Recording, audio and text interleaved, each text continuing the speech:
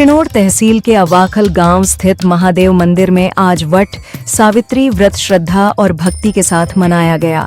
बड़ी संख्या में सुहागिन महिलाओं ने अपने पति की लंबी आयु, सुख समृद्धि और अखंड सौभाग्य की कामना करते हुए विधि विधान से वट वृक्ष की पूजा अर्चना की। महिलाओं ने वट वृक्ष की परिक्रमा कर पारंपरिक रीति रिवाजों के साथ व्रत का पालन किया।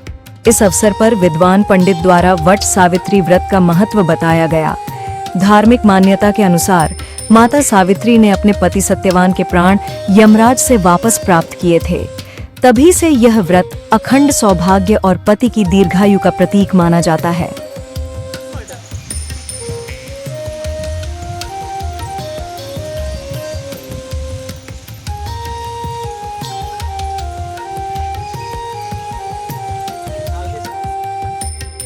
मारू नाम दवे देवेंद्र कुमार किशोरभाई है। हूँ आ अवाखल गामना लकुलेश्वर महामंदिर में पूजारी तरीके निमित्त छूँ। अँ अवाखल सर्वे बहनों अँ वट सावित्री पूजन निमित्ते भगवान महादेव सानिध्य में आवीने अँ वट सावित्री पूजन करे छे। ते सर्वे बहनों अँ आवीने वडनी अने महा पार्वतीजी पूजा करे छे। एमना पतिनो अने स्वास्थ्यनो माटे उपासना अने प्रार्थना करे छे।